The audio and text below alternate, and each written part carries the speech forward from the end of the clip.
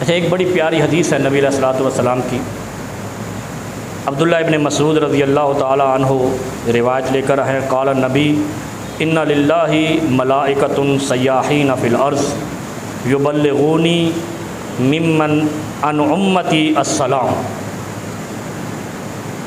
اللہ رب العالمین، یہ حدیث قدسی ہے، اللہ رب العالمین کے فرشتے زمین پر سیاحت کرتے ہیں۔ اللہ رب العالمین کے فرشتے زمین پر سیاحت کرتے ہیں۔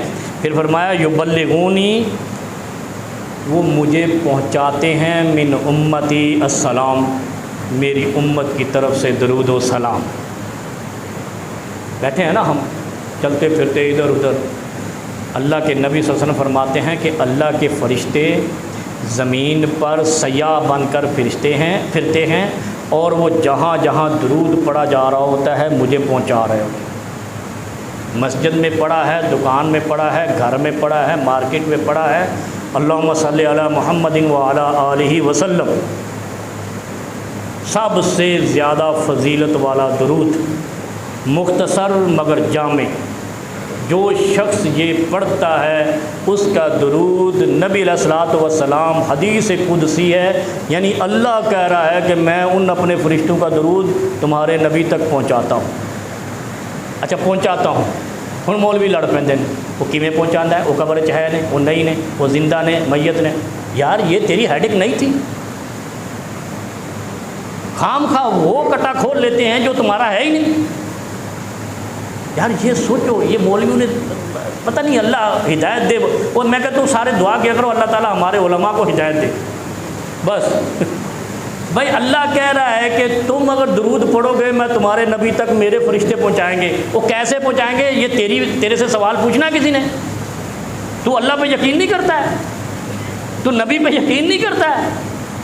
یامین صاحب سوچو ذرا، یہ کیا مسئلہ ہے ہمارے ساتھ؟ ہم اگلی کہانی کھول لیتے ہیں۔ وہ کیسے؟ تو ماما تجھے کس نے کہا کیسے؟ وہ گاڑی پہ جائے، پیدل جائے، تیری ہیڈک نہیں ہے، جو جا رہا ہے اس کو پتہ ہے کیسے جانا ہے۔ جس نے حیدرآباد جانا ہے اس کی ہیڈک ہے، اپنی گاڑی پہ جائے، بائکیے پہ جائے، یا کیا کیریئر پہ جائے، یا کریم پہ جائے، کسی بلا پہ جائے، اونٹ پہ جائے، گھوڑے پہ جائے، تیری ہیڈک نہیں ہے، جس نے جانا ہے وہ خود جائے گا۔ اب درود نبی علیہ السلام کو پہنچایا جانا ہے، اور اللہ کہہ رہا ہے کہ میرے فرشتے سیاح بن کر زمین پر پھرتے سنتے ہیں۔ کون درود پڑھ رہا ہے؟ عبد الکبیر درود پڑھ رہا ہے، نبی علیہ السلام کو پہنچایا جاتا ہے۔ ارشد خان پڑھ رہا ہے، نبی علیہ السلام کو پہنچایا جاتا ہے۔ اب وہ کیسے پہنچایا جاتا ہے؟ والکیف مجہول۔ امام مالک کہتے ہیں کیسے پہنچایا جاتا ہے یہ اللہ کو علم ہے، ہم اس بارے میں مجہول ہیں۔ خدا کے لیے یا اللہ علماء امت کو ہدایت نصیب فرما، یہ دعا کیا کرو۔ یہ اگلا کٹا کھول لیتے ہیں جو کہا گیا اس پہ عمل کرنے سے بچنے کے لیے۔